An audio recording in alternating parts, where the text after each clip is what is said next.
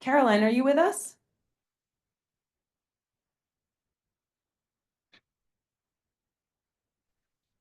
Hi, Dina, can you hear me? Yes, you're coming through clearly. Thanks.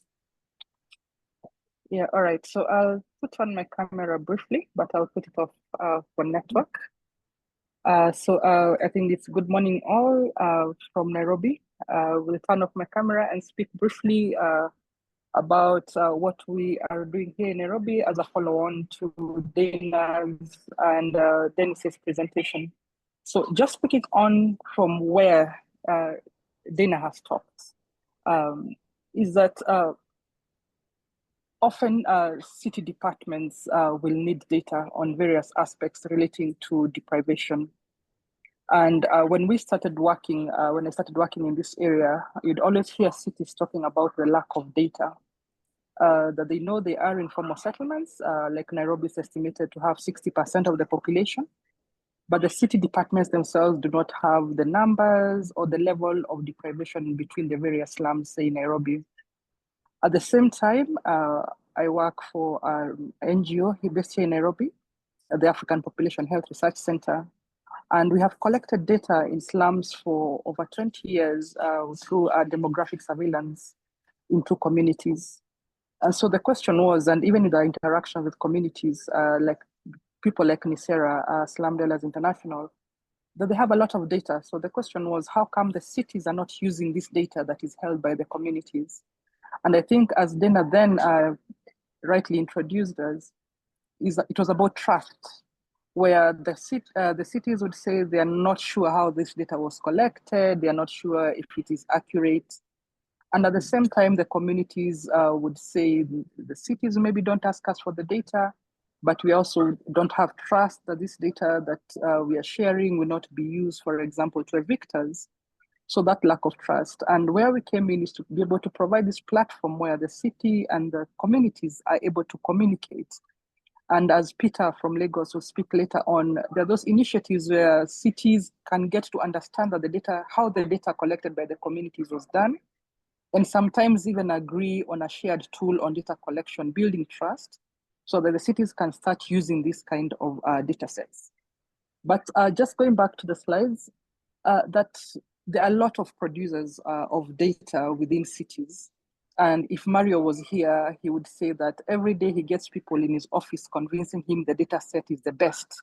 So he asks, so how do I determine then? Is it yours? Is it the person, the researcher who came yesterday? And I think then cities then are faced with data systems that vary widely. And you'll find that city departments are required to make decisions with fewer capacities. So thinking about slums, you'll have the issues relating to slums cutting across different departments. So you'd have issues dealing with housing, that would be a different department, from water and sanitation, from waste management, from transport and public works, energy utilities and urban planning. And often these departments are not talking to each other. They do not have one shared data set. And I think, as Dennis highlighted earlier, that while the city departments know there are slum communities, and we are saying that even the slums themselves are not similar, they have different degrees of deprivation that are being considered under the Idea Maps project. So you might find one slum is more deprived in terms of housing, while the other one, the priorities are based on water and sanitation. And so what you're trying to achieve through Idea Maps project then is to identify through with communities working with them, so the production of data, to identify what are the priorities for the communities, and then try to align these to the priorities of the city department. So for example, in Nairobi, we have identified water and sanitation as a challenge facing communities, slum communities. And this aligns with our city department on water and sanitation. The director, Mario, who Dana shared with before, is part of the Idea Maps project. And thus together we come and try to build this kind of base layer on water and sanitation.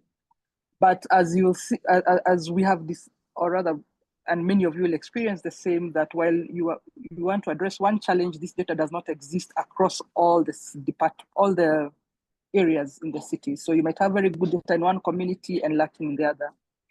So therefore, I think just to come into my last point is that then we need to co-produce building blocks and foundational capacities that can enable us to measure, upgrade, and integrate and monitor development in the poorest neighborhoods within our communities. I'm going to stop there in the interest of time. I hope I came across clearly. Thank you.